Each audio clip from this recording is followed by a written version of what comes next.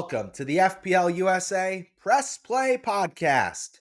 We're also now a YouTube, so we're not just the audio, but we're also the all-around content hub of your FPL USA dreams. I'm Bucks, joined by my partner in crime, Brian. Say howdy.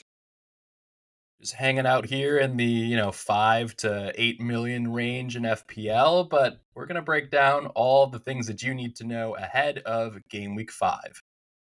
Absolutely true. I mean, it's pretty cozy up here. Expectations are light. True. The air easier is, to get a green arrow. Well, maybe we should just dive headfirst into the shallow end because at least one of us ends up on a green arrow. Brian, this is perfect time. I know you spent a lot of last season gloating.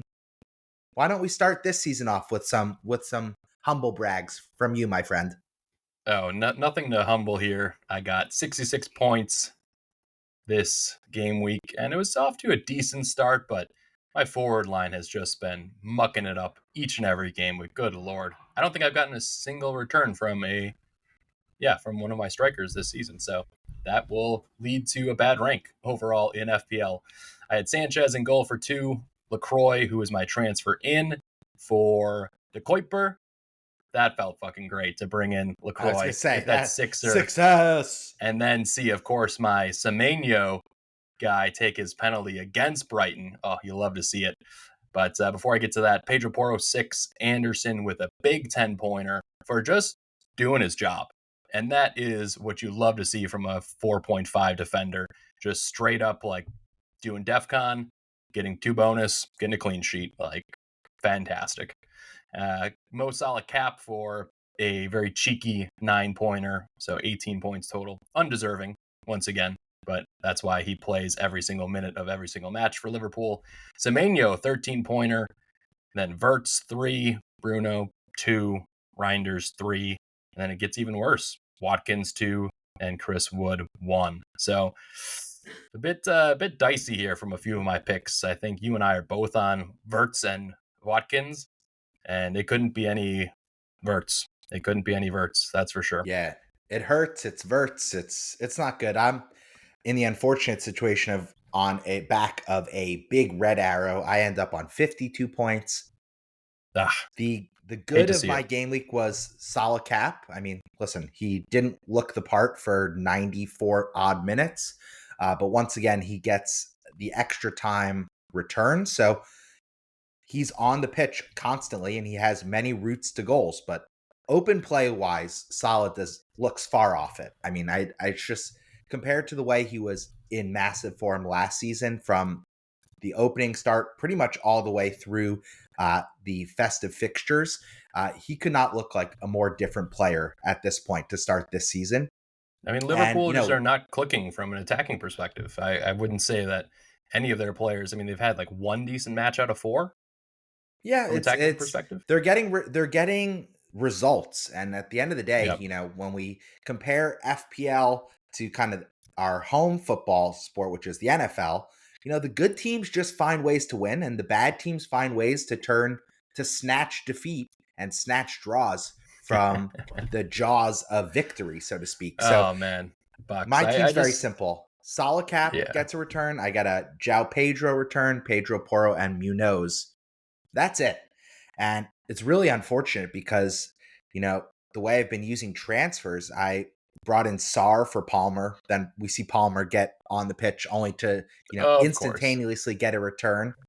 And his first I brought in Chris Wood. Goal in ages. I brought in Chris Wood. I had such lofty expectations for that transfer. I gave him the armband.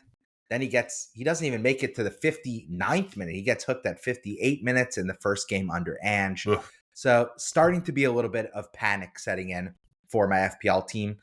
Even if I am maybe a million spots above you in the ranks, which of course we should just caveat means absolutely nothing at this point in the season. You agree with there?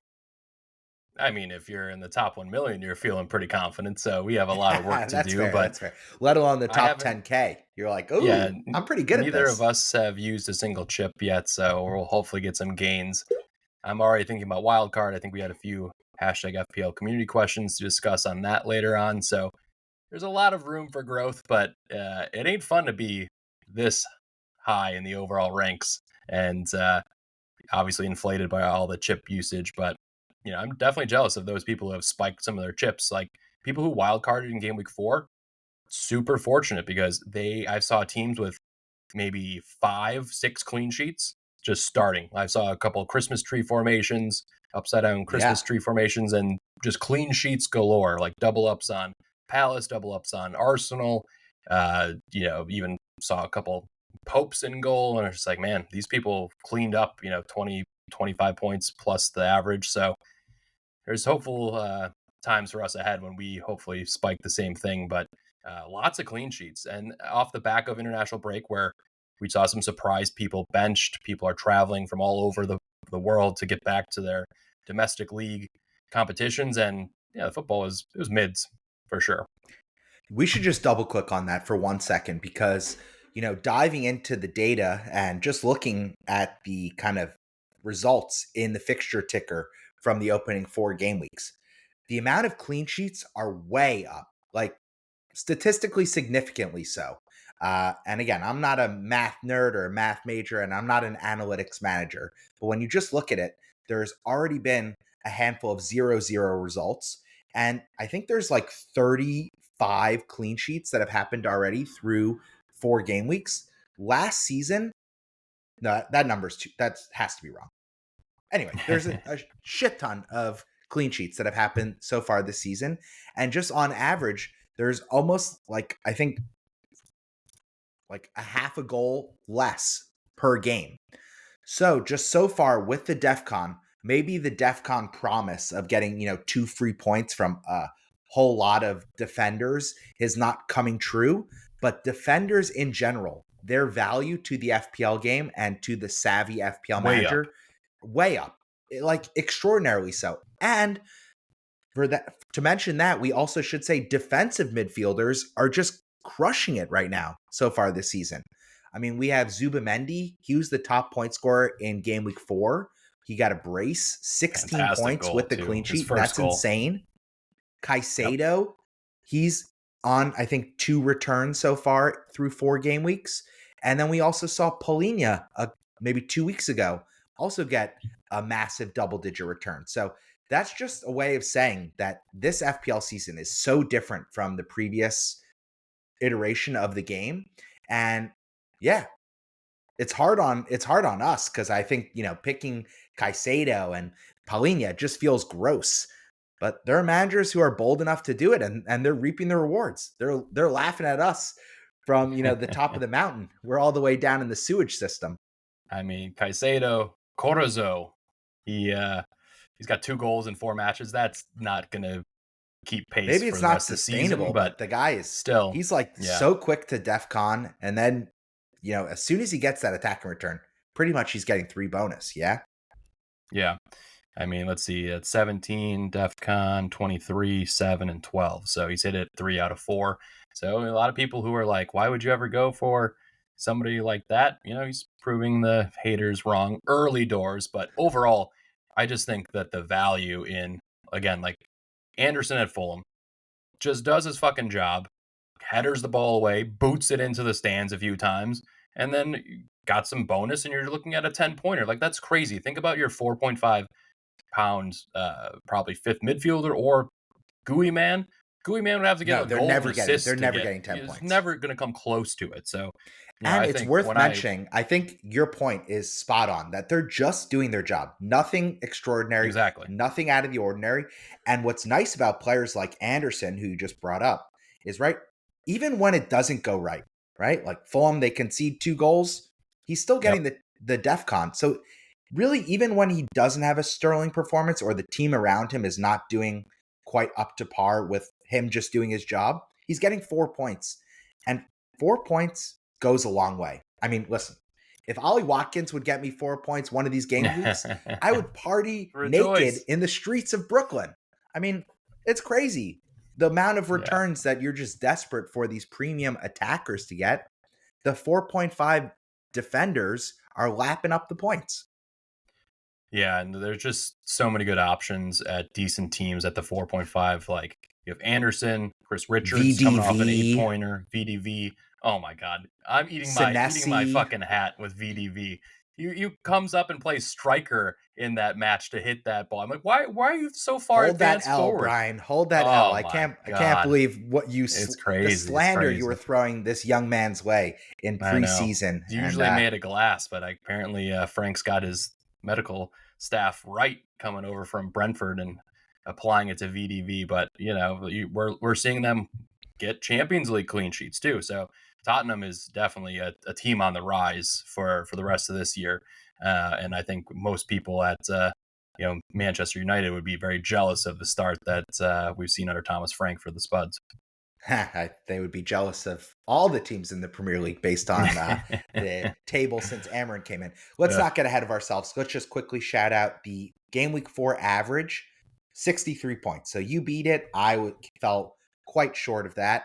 And the manager of the game week, again, our little content hub here in the FPL USA community, we're running a free-to-enter prize mini league. You can find That's it right.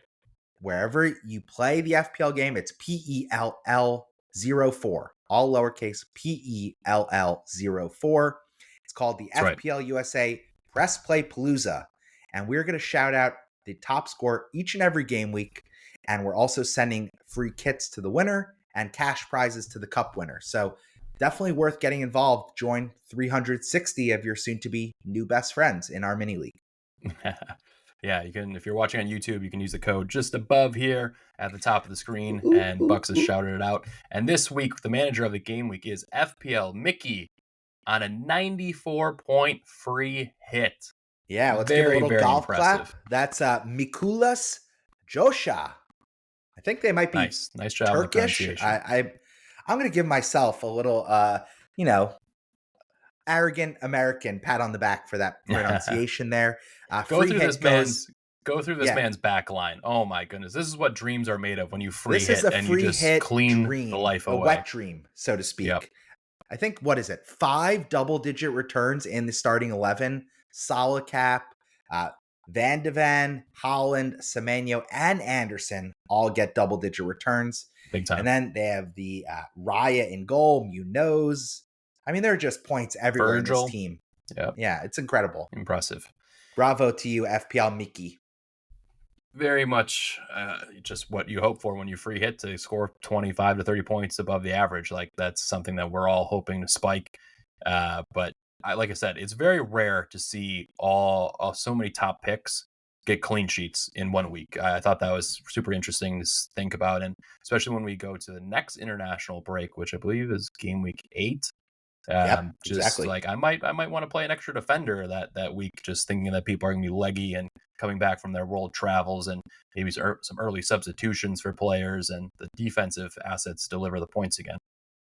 Yeah, and it's good that you brought up game week 8, because after the game week 8 deadline, we will officially be closing this free to enter league. So again, if you have some friends that you're competing against in a work league, or you just want to spice up your FPL involvement this season, please join us. Again, it costs you nothing. PELL04. We'd love to break through 500 managers in the league this season. It'll make for a really fun cup come the festive fixtures. And again, the top 3 finishers are going to get free Premier League kits of their choosing. Now, I just want to give a quick tease, because we will be showcasing this on social, but I did just send out a beautiful 3rd Liverpool kit in that nice is that the teal? Blue teal. Yeah, it's a classy. Crisp. It's heading all the way out to the Netherlands. So shout out Max, our winner from last season. He finished inside the top 25. And so he will be getting a beautiful new addition to his Premier League wardrobe. Top 25. That's absolutely you were almost there, Brian. Almost. Yeah. I went for it. But yeah, I love it. All right. Let's transition here and kind of recap a few of the matches that were over the weekend. And especially waking up and having just 5 matches on Goal Zone here in the US all at the same time. It's fun when there's that many matches, but so many of them were 0-0s. They're pretty quiet on the goal front. But first, let's talk about Arsenal defeating Nottingham Forest. We both have 3-0. Kids now, so the mornings are very different. But let me just rewind the clock in an imaginary universe where I was still just me and my wife, Evelyn. she would have been fast asleep, into the first window of games. She would have been loving life. I would have brought her home a coffee. And then she probably would have woken up to me fast asleep in that first half of fixtures in kind of that second window. There's so many games on, and yet I'm like, is any team going to do anything here? I'm on the goal rush. Slow moving. And it was so slow. It was such a slog. So thankfully, Arsenal did pour in some goals for us. They dominate Nottingham Forest 3-0. This is the first game of Ange returning to the sideline in the Premier League. He's now taken over for Nuno. And Arsenal just whooped them left, right, and center. It was the lowest XG game for Nottingham Forest in the past 2 seasons in the Premier League. It was a debacle. Arsenal were home. Again, they didn't have a lot of time to train under the new manager. So, that was not a good game week to be a Nottingham Forest supporter for sure.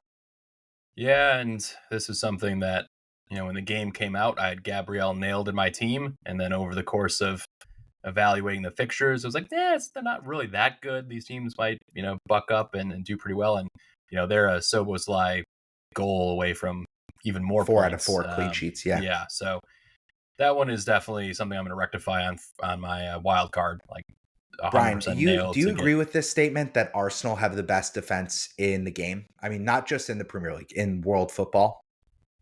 We started Champions League today and they win 2-0, but I, with my little tinkering team, I'm tripled up on Arsenal defense in UCL fantasy because I think the defense travels. That travels really well. And yeah, I think now that they have so much depth as well, so you have Calafiori playing a lot, you have Timber playing, and then you got some, Ben White off the bench, Mascara's looking all right, subbing in for Saliba. They just have so much tenacity on defense, and then more depth in the midfield with Zubamendi coming in. So it's a really impressive defense. So yeah, for me, I don't even think it's close. I mean, I think they're so head and shoulders above the rest of defenses, and yeah, it can make for some really boring watches when they just decide to like close out a game.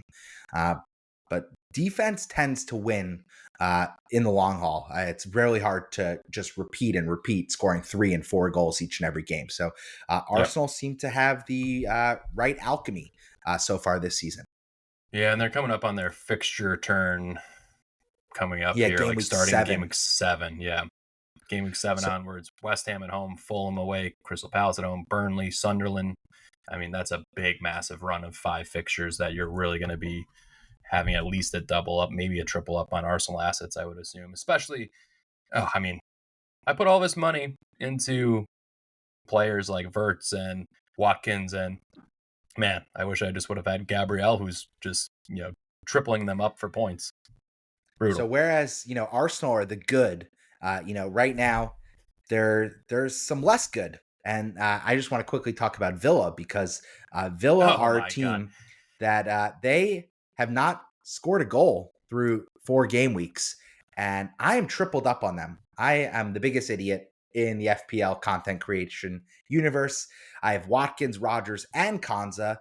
And yet there are teams in the beer leagues, the Sunday leagues, in the 7th division of the UK pyramid, and they have goals, and Aston Villa with, top goal scorers, top talents across the club. It's a disaster. They're going to be popping champagne once they get off this night and get one single goal. Listen, they give me any FPL points, I will literally celebrate. So where should we go next? I know we want to talk about a couple more things before we transition to the Game Week 5 preview. Any teams jumping off the page? It's also just painful for you. You get Konza back on your side. He's on the bench and still doubles up his score of 6 compared to Watkins plus Rodgers. They've just been stuck in the mud so bad. So I'm power to you for not having wild carded yet, because those guys have just been utter shite. Yeah. The fixtures. But maybe Aston Villa are the team to target as the bad fixture, and all these other teams are actually the good ones that I should be, ripping the Villa players out for. Before we get out and go into the Game Week 5 preview, we should talk about the biggest match from game week 4, which was the Manchester Derby. I mean, it's not really a contest right now, even with City in kind of up and down form.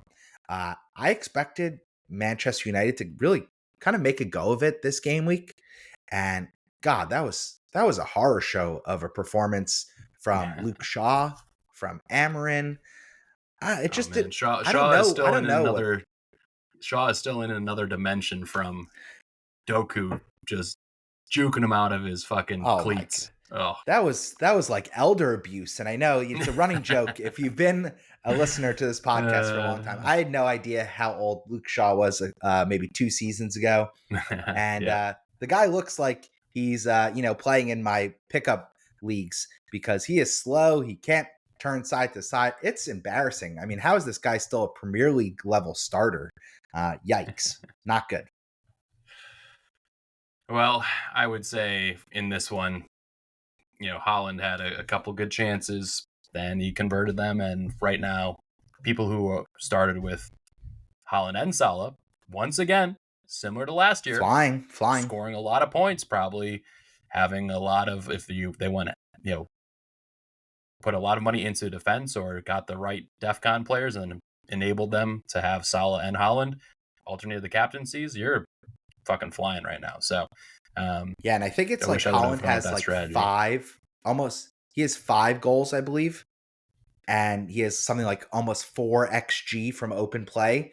And I think Mo Salah has like less than 0.9 XG from open play. Yeah, so from a comparison, despite Liverpool clearly having better fixtures, despite Liverpool having much more talent in attack, it's just not clicking for Mo right now. And it's so frustrating as a Salah owner.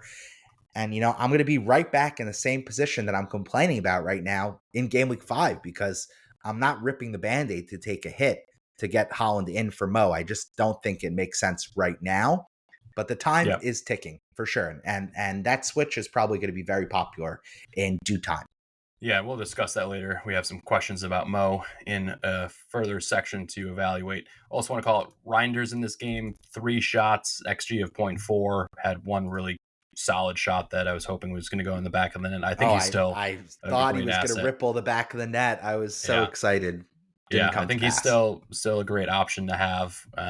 We'll see if he's going to be starting UCL as well, but it's he started every single game that he's been available to Pep, and that's at 5.5 million or whatever he was.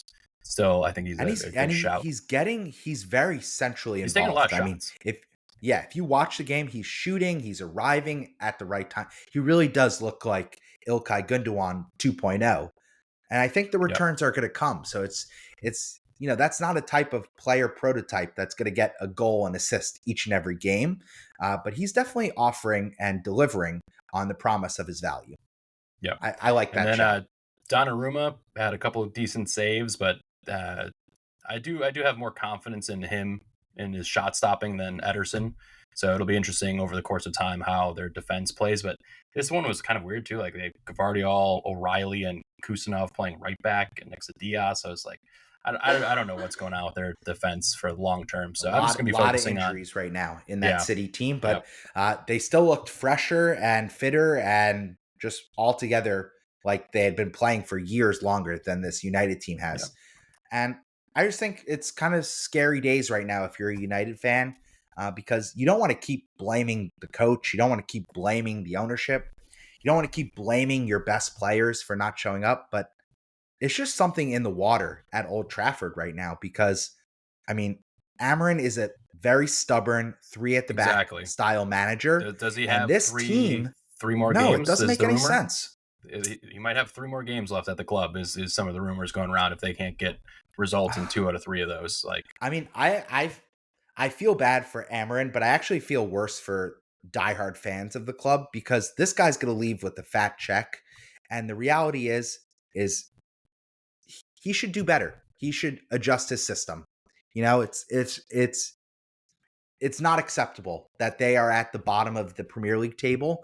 They're 17th place since he joined the club in the middle of last season. So he's behind Wolves, he's behind West Ham. So all these other teams where we say, they are not investing, they are not serious about being competitive.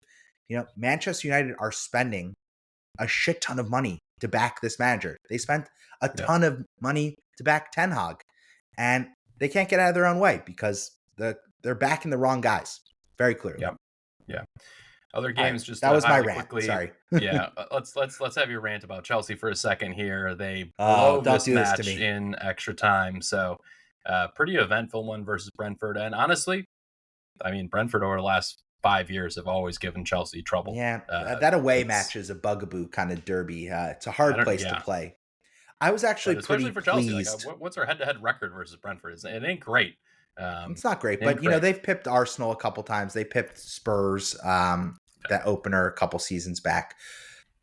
My 2 cents is that I was very proud of the resiliency of Chelsea. They go down 1-0.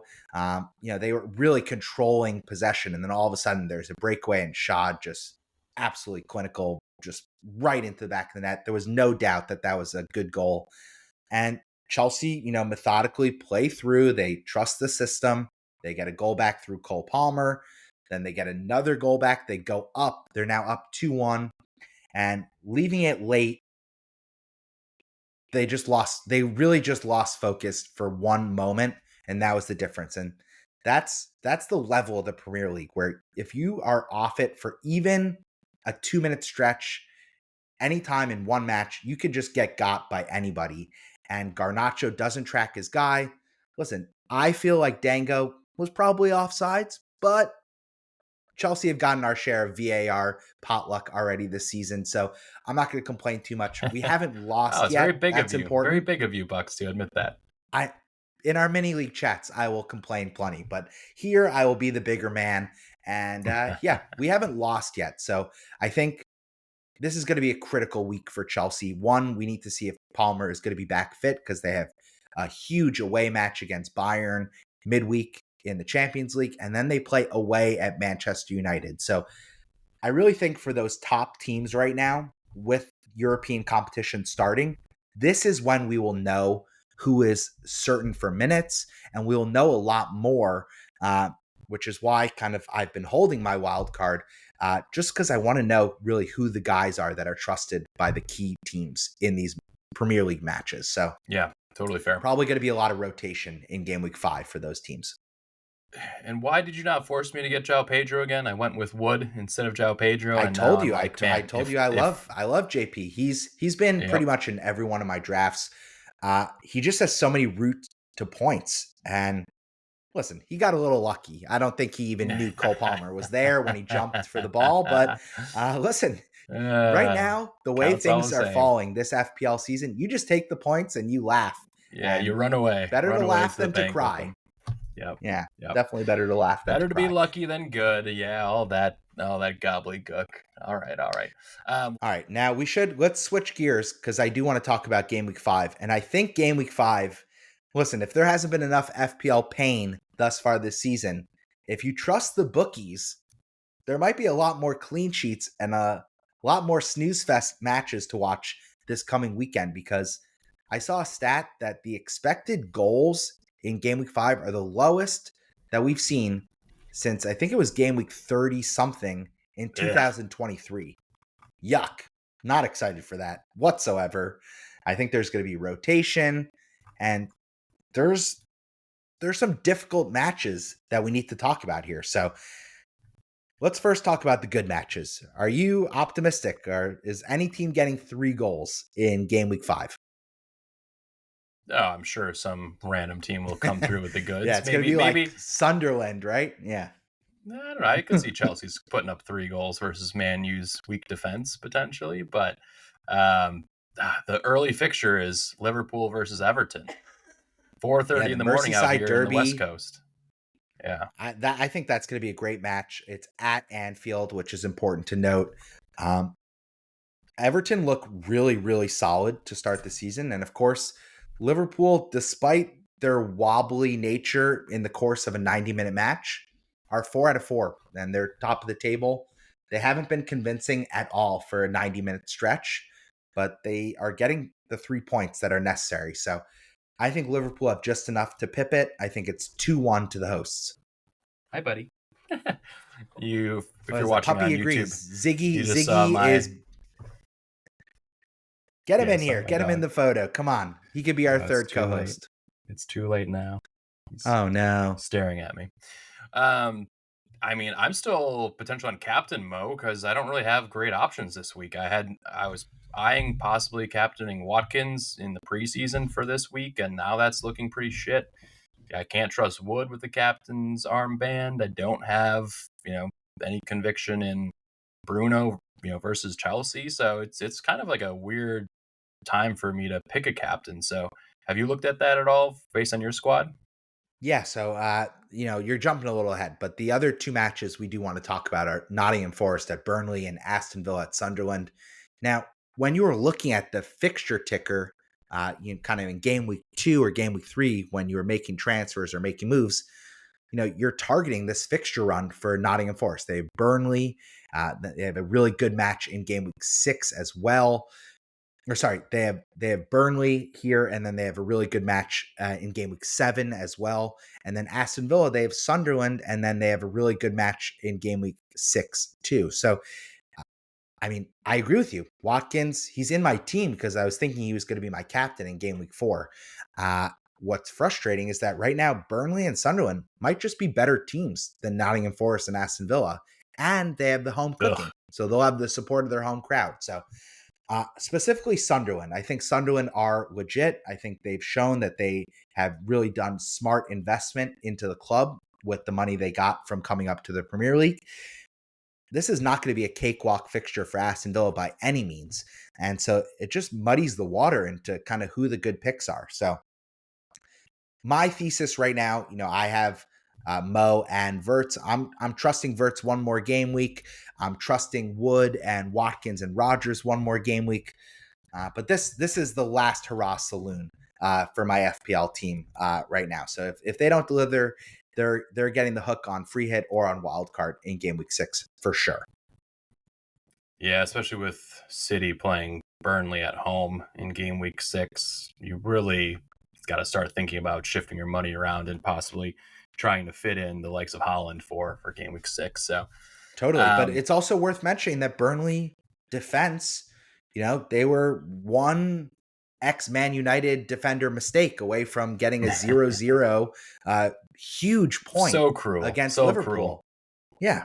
So I've been pretty impressed with the promoted teams. I think that strategically and from a mentality wise, they came up with the right intention and the right focus. So you got to give them your hat off to that. Yeah, I'm kind of curious, like Burnley just double parked the bus, not to be moved versus Liverpool. How much did that weigh on them? Will they play a more open game when they think Nottingham Forest could be I think they're going to think that they can get all 3 points, don't you? Yeah. I mean, no, but I'm hopeful that Chris Wood will just get a goal. I don't care if they win, but I need Chris Wood to come through here. Let the guy see 60 minutes and come on, give us a chance here. Yeah, this is actually, I mean, some sites predicted that he wouldn't start at all because he was traveling back from New Zealand from international duty. So always a risk off the back of international duty when you're his age. I mean, dude's 33, 34, like, that's old. He's not like João Pedro at 25 flying back from Brazil. So anyway, I think the taking shots at your fellow FPL manager here on the podcast. That's how old we are. We're young bucks. Speak for yourself, man. Speak for yourself. My body still feels all right after some pickup ball. Let's go to the best matches in real life. I think this list is short and sweet. 3 games, Chelsea at Manchester United. Now, this is kind of the popcorn fixture. This is for more big fan bases. I think current form, maybe this could go in the other category as a match to target for FPL halls. Chelsea at Manchester United tends to bring out the goals. I think this is my pick for the game that could see 4 or 5 goals, if any. Oh, wow. I think Chelsea win 3-1. Okay, I'll go 2-1 to Chelsea. Okay, I'm most excited about Bournemouth hosting Newcastle and seeing if these red hot cherries, they lost so many players year over year, like basically their whole defense, and they're just cruising along. Semenyo's got his fat contract staying at the club and looks to have turned the leaf. I was shocked that he took the pen. I was like, oh, Evanilson, you know, earned the penalty. I thought for sure he was going to take it with Kluivert off the pitch, and then in comes Semenyo. Love to see No, I that. really actually I saw it very differently. I thought it was always going to be Semenyo because at least with Kluivert not yet match fit, he's so clearly their talisman. Everything is running through Semenyo, and it's his third season in the Premier League. He's 25 now. I mean, I think he's just like kind of pushed open the door to his prime, and he's fully arrived. And he just looks so comfortable in the Premier League, whether he's going against Van Dijk, whether he's going against kind of anybody. He's a massive goal threat, and he's a massive creative threat, just kind of dominating kind of on that wing for Bournemouth. He looks like a serious player. And Newcastle, on the other hand, they're competing with Arsenal as the best defense in the Premier League right now. They have conceded basically nothing. Their defense looks really solid. And, despite some wobbles in the attack or in midfield and some untimely injuries and red cards, I mean, this is a tough game to call. So I know a popular thought is kind of going like a Wirtz or Rodgers to a Semenyo. Kind of don't love it this game week. You agree with that? That's pretty tough. Pretty tough to call. You're noodling. You're noodling. What's your prediction for this match?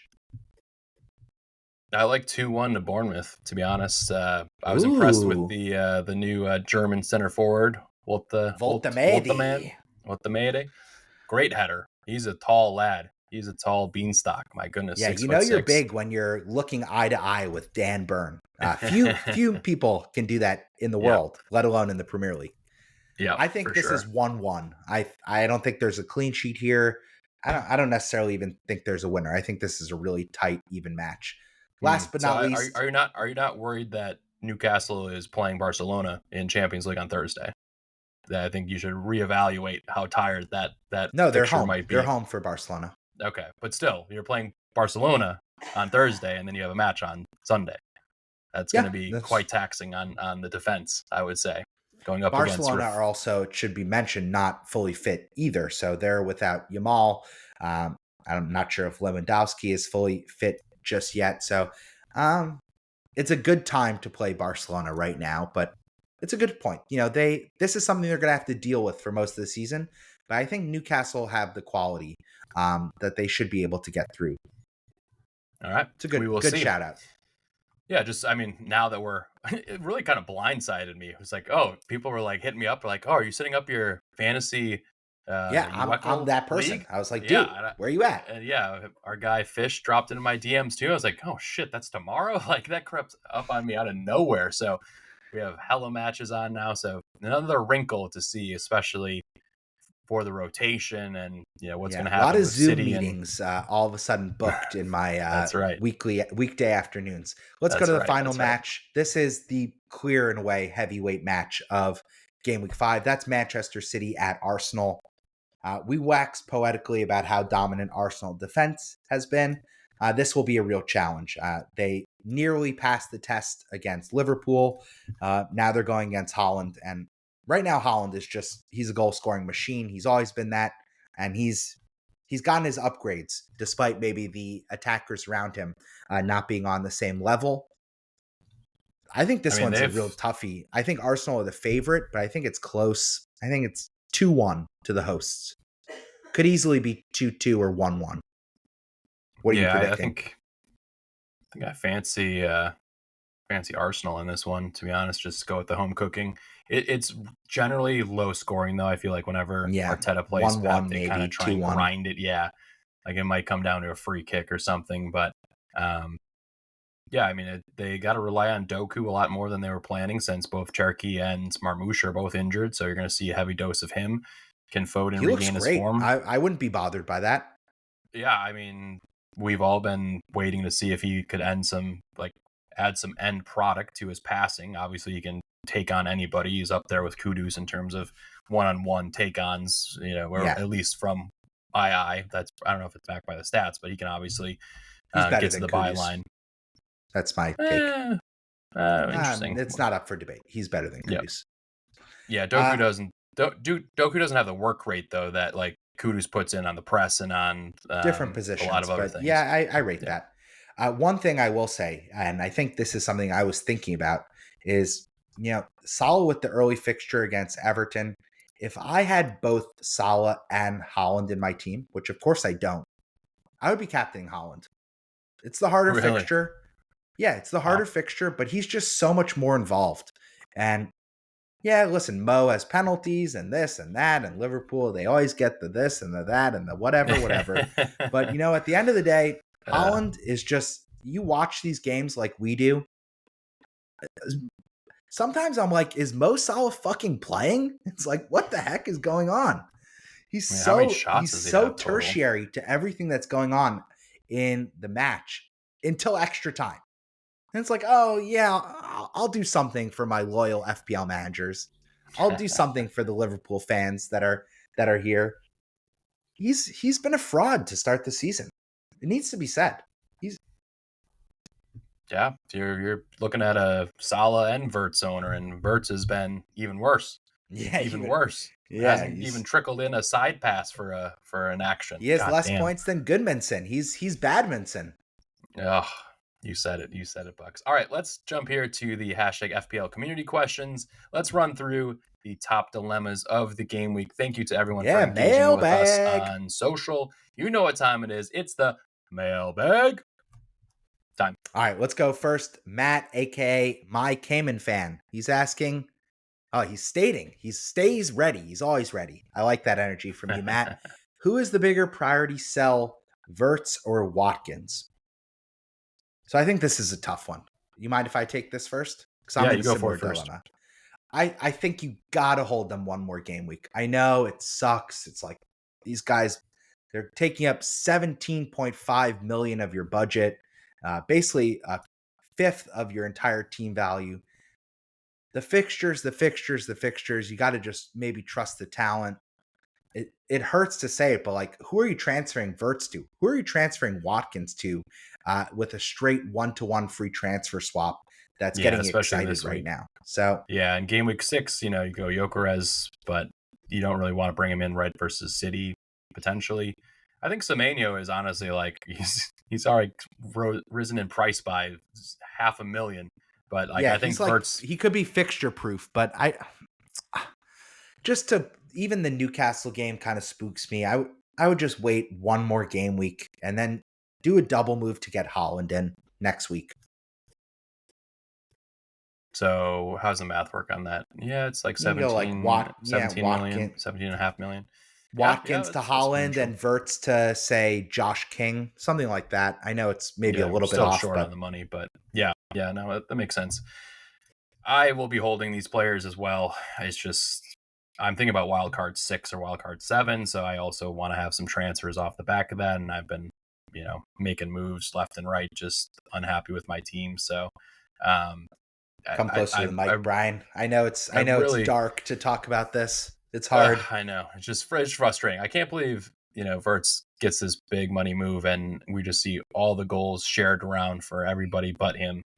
So I will say one thing. Pass, frustrating. We both talked about it in the preseason that we were going to do better.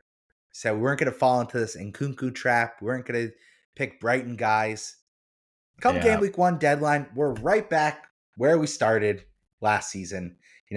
Verts is just the shinier, more expensive Nkunku wearing red versus blue.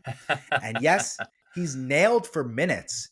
But could this guy do anything when the ball comes to his feet? I mean, a progressive pass, look up and shoot the ball at goal. He is so frustrating right now to own an FPL. And Ollie Watkins, don't even get me started. You are the junkyard mutt right now. This guy is ass. He ain't no dog. No, he's nothing. Yep.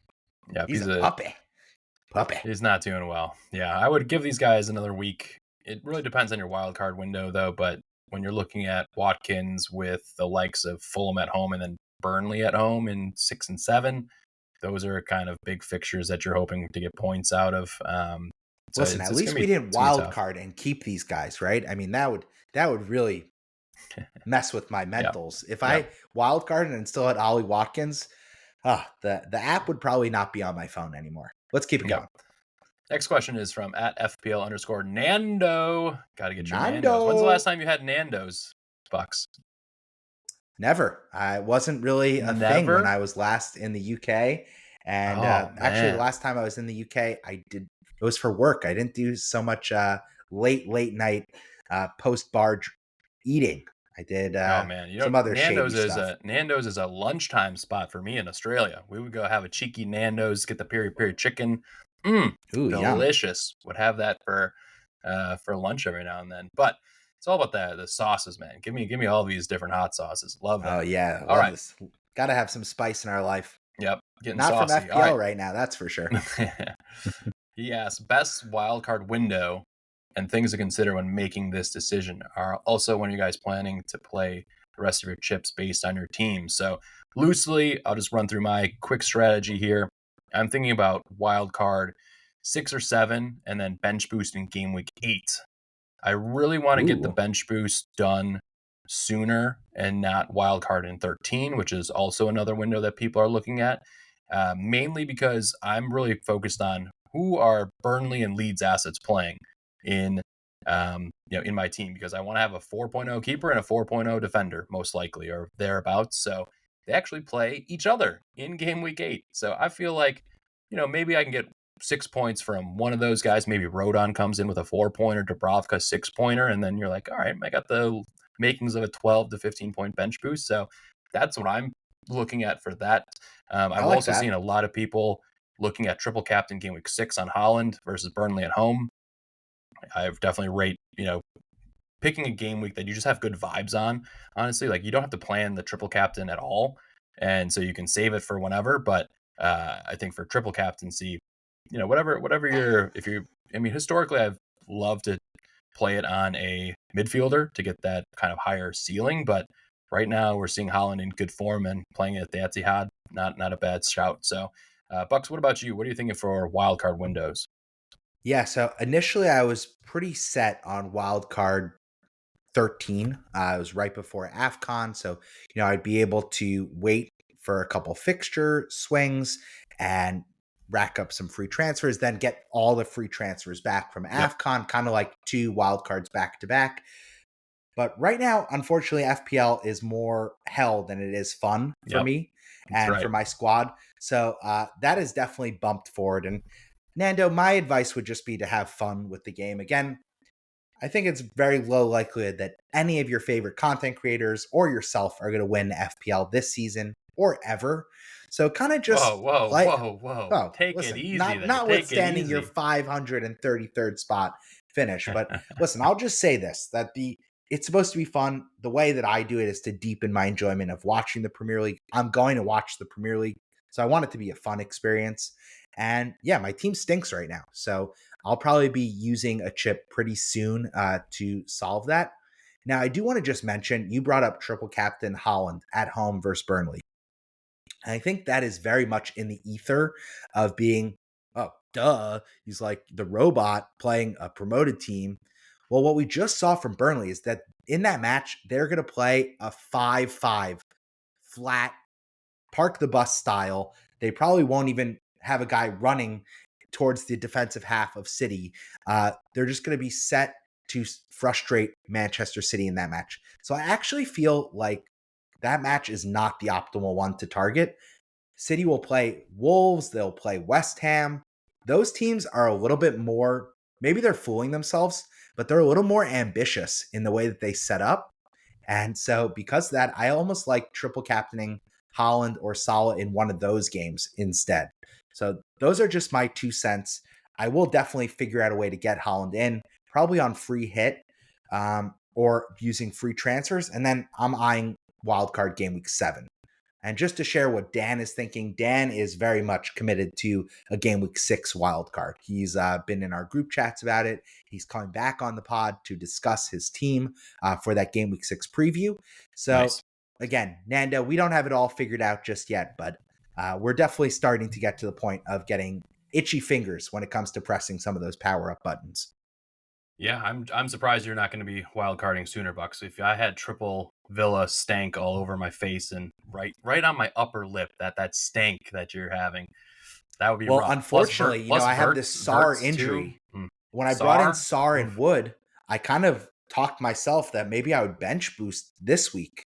But SAR to like it just feels wrong right now. So I'm gonna just keep probably like floating in purgatory here in the multi-million ranks. Yep, And me too. hopefully from game week 8 to 14, I could really get a nice string of green arrows to kind of make myself feel a little bit better about myself. Ego Yeah, boost. and I just to end that loop, I think that because we're getting those 5 free transfers after game week 15, I just don't love like why wait until game week 13 to wildcard? Why not do it sooner, and then knowing you also have this like get out of jail free card that the Yeah. FPL Towers gave us for later on, and navigate this 10-week window where you'll be able to make transfers, wild card, bench boost. Well, Because to I that know end, 100% I do not want to be wild card in game week 13 and then bench boosting and then be in the holiday fixture pileup where you're just absolutely fucked because you have money in your bench, but well, then then you people have are 5 missing free out. transfers to sell all those guys out. Yeah, I just think when the time comes, you're going to want those heavy hitters who are like the heavy hitting players during that time frame are going to be racking up all the X minutes and Perhaps. yeah. I will say one thing that just, we follow Ben Crellin pretty closely here. He's the best in predicting the blank and double game weeks. He's almost a must follow just to know how the Premier League schedule is shaping up towards the second half and the festive fixture period. If you're a serious FPL manager, quick free shout out to you, Ben. You do great work for the FPL community. Now, he was saying that based on some of the League Cup results today, that actually blank game week, I think it was 16, and double game week 18's odds went way down. So that was part of the reason that I kind of had convinced myself, listen, if there's a blank game week, there's a double game week, I get the wild card and kind of set myself up perfect. If that's going out the window, then I totally buy into what you just said, that sooner is better for a wild card. But again, I think we should just make sure we're in a position where you've lined up a couple bank transfers just in case everything goes to shit on your wild card. You're not absolutely stuck and feeling like, all right, it's just time to delete the game. That's not how we want any of our listeners to play the FPL game. Is that fair? Sounds fair to me. All right, next up, let's go to Hella_FPL. That's another Brian. I like to think he's the better Brian. Other Brian. Maybe you're both not quite as cool as the bald eagle himself, evil Brian Mbomo. But listen, Brian, you both contribute more to this podcast, so we appreciate you. He's asking the best defender 5 million or lower to complete his bench boost. He's going to wildcard in game week 6 straight after game week 5. And currently his bench is Dubravka, Jorginho Rudder, KDH, and he has an Ola Aina-sized problem as his third bench position. Brian, you want to take this first? I like the bench boost shout, like get rid of it. I think Dewsbury Hall probably has a nice 4-pointer in him in that Liverpool match if he's hustling a lot, getting some DEFCON, maybe gets lucky with a set piece. Liverpool, you can get a goal against Liverpool, so I like this. Yeah, I think whenever I bench boost, I want to have like one attacker that has some upside. So for clean sheets, I mean, just pulling up at Rob TFPL, looking at some of the clean sheet odds. Funnily enough, we see Liverpool with the highest clean sheet percentage at 39. I don't know if I see a clean there. NFO versus Burnley. The NFO has not kept it clean. Are they due, or is Ange Ball going to persist and they're going to be wide open? That's probably a wait and see. And so then it's you're an kind away of looking match too. I don't love that. Yeah, then you're looking at the likes of Wolves and Leeds both have about 30% clean sheet odds facing each other.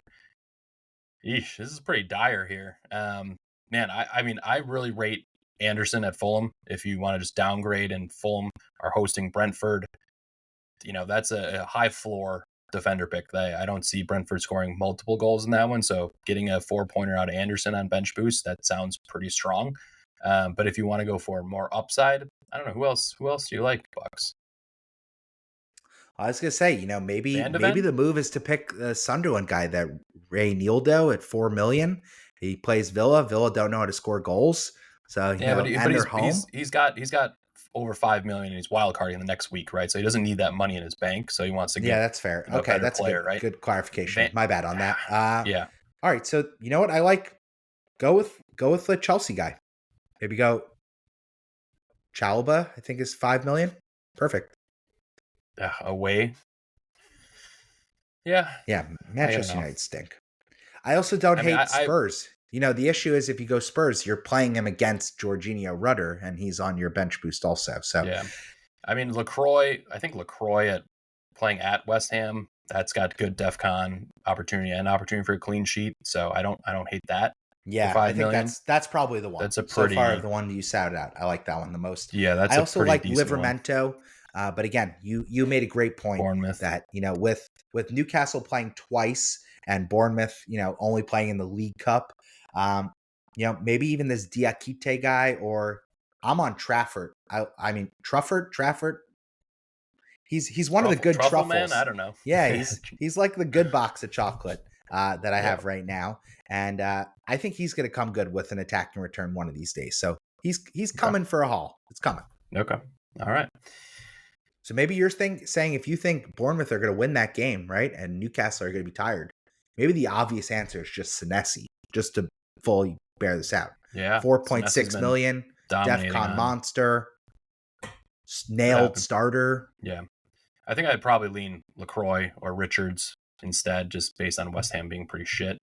But yeah, some decent options. Good luck with your bench boost. Let's keep it moving to a couple other questions.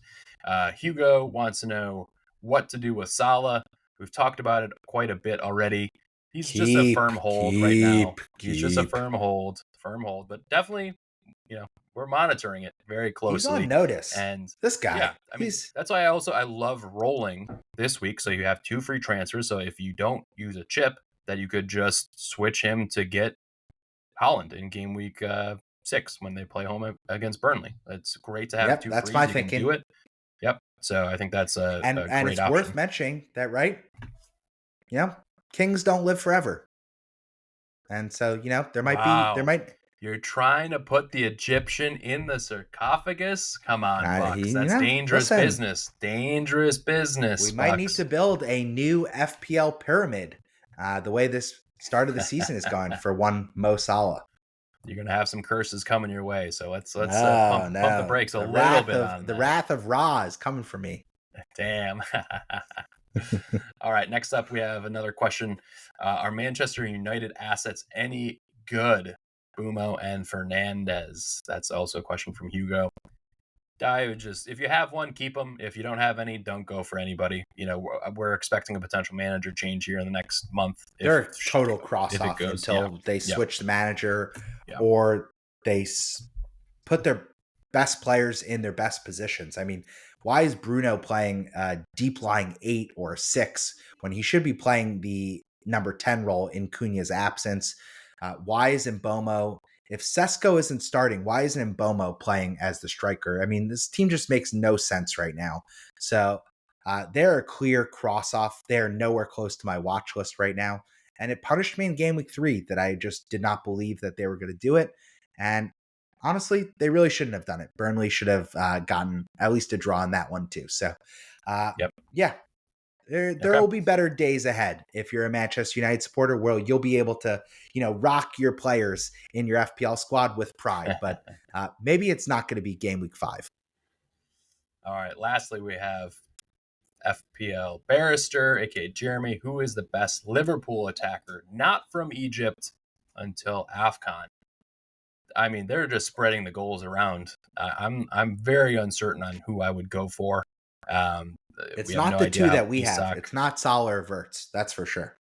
Well, and for this question, not from Egypt, so we're not going to go with Salah. But do you like Gakpo starting left wing? Do you think that it's just there's too much uncertainty right now? Yeah, I mean, I've been really impressed with Ekitike. I think he provides a really solid option in that forward spot. And again, he's a flexible future move. If you need to move him to, say, Gyökeres in game week 7, that really sets you up nicely. The issue is kind of that bugaboo of Isak he's looming. He's going to play. and he's going to be nailed once he starts playing. So, in my opinion, I voiced this before on our podcast. I think the nailed setup for big matches will be Isak up top, Ekitike on the left, Wirtz in the middle, and Salah on the right.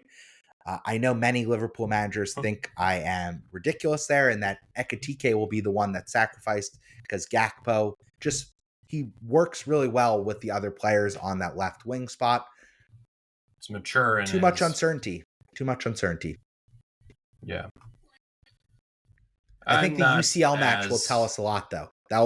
They play Atletico Madrid, I believe. It's either tomorrow or on Thursday. So based on what that lineup looks like, and if Isak is even in the squad, we will have a lot more to noodle on before the Game Week 5 deadline. Yeah, for me, I just think it's easier to sell into Ekitike as the player to be playing and starting a lot of the cup matches up top versus Gakpo's mature 25, 26-year-old, been in the Premier League for a while. I think he just probably will offer more on the left wing in terms of Arne Slot's trust. So I expect Gakpo is probably the player that I would go for. That's where we disagree. Yeah, I know. Yep. I know. It's all good. Yep, cool. All right, that's it. Thank you very much for engaging with us on those FPL community questions. Bucks, let's talk about our transfer plans and captaincy shouts. And then we're off to dinner. On the spot. Oh, man, I got this beautiful grilled chicken Caesar salad wrap. It's just staring me down right now. That sounds good.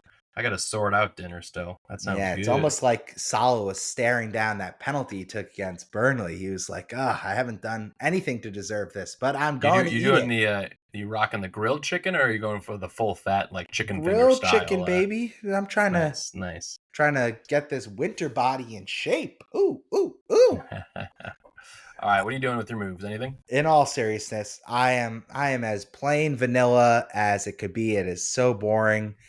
I'm snoring. It's I'm gonna roll, and I'm gonna captain Mo Salah. Okay. I'm very tempted. I plan to come on here and blow your mind a little bit, but then I looked at it. I looked at the projections. I was thinking maybe Sar to whatever. I'm not doing it. So let's. Yep, I was Sar to Dango, Wirtz to Semenyo, kind of take a hit, bench boost. I'm not doing that. I'm just easy peasy. Just roll, be boring, and I'll fix the team in Game Week 6. I like it. You want to have that flexibility in Game Week 6 because you don't have to commit to a chip if you can still get Haaland in potentially. I have triple Villa. So. I'm pretty committed to a chip. Yeah. Okay. I am also. Don't brush that off, bro. I mean, you're the one that pushed me off VDV to get Kanza. I mean, I'm the big idiot at the end of the day who made the moves. I would never I never shouted out Kanza, but I was definitely like, why you tripled up? I definitely slagged VDV for sure, though. But I would those picks. Anderson is the one. Where is he? No, he's uninspiring. He doesn't make it move, so to speak. 10 points. Oof, juicy. All right, so yuck. I'm in a spot where I'm trying to figure out who I'm going to bench because I have Nico Williams away at Burnley. You got to start. LaCroix away at West Ham. Pedro Porro away at Brighton, and then Anderson home to Brentford. So start all four of them and bench Reinders. Yeah, that's definitely something I could do. That's probably the move. And that's something that seriously is part of why I'm just not going to take a hit right now, because my sense is that what's not being talked about enough in the FPL community is that we should not be always playing 7 attackers. I think that is very much against the wisdom of the last 3, 4, and 5 FPL seasons. But the defenders are just offering outsized value right now. And so, like we saw in some of these free hit teams, going 5 at the back feels wrong. But God, when you get the points at the end of the week, it feels great. I want that. I mean, if Nottingham Forest are ever going to get right, it's got to be versus Burnley. Even though it's got to start them. That's the real issue. And I'm having the same problem with Villa, right? I mean, I have those guys for this Sunderland fixture. I have to start them. I'm not benching Rodgers when Reindeer and Sar's injured and Reindeer as Arsenal. I have to go back to the well one more week. Got it. Fair. Fair. I will definitely consider benching Rangers versus Arsenal, which I think is just, like we talked about before, the best defense in the world. So that's a wrap for us, Bucks. Let's get out of here. Yeah. Let's thank Follow us on the people. social. Yeah, follow us on social, FPL USA Press Play. We are on X, we are on Blue Sky, we're on IG, we're on YouTube now. We're really leaning into our video production. Brian and Dan are crushing it on that front. I'm still getting used to being a social media personality. I have 3 kids. Leave me alone. You can follow me. I'm FPL USA Bucks. I'm doing Bucks' 2 cents before every game week. We are also doing our team reveals. Brian, he's amazing at engagement. He's at FPL USA Brian. And Dan, aka FPL _ Black Wolf. He's the he's the hashtag FPL USA champion. He's the president of our humble stateside community. And unfortunately, he's a Wolves fan. So commiserations to Dan. We still love you. You're awesome. And this has been another great episode of the FPL USA Press Play. Yep, we'll see Dan on next week's pod previewing his wild card and lots more to come. So best of luck, everyone. Make sure to wait for team news. We have Champions League fixtures tomorrow, which is Wednesday and Thursday as well. So lots of action coming fast and furious. We'll see you on the other side.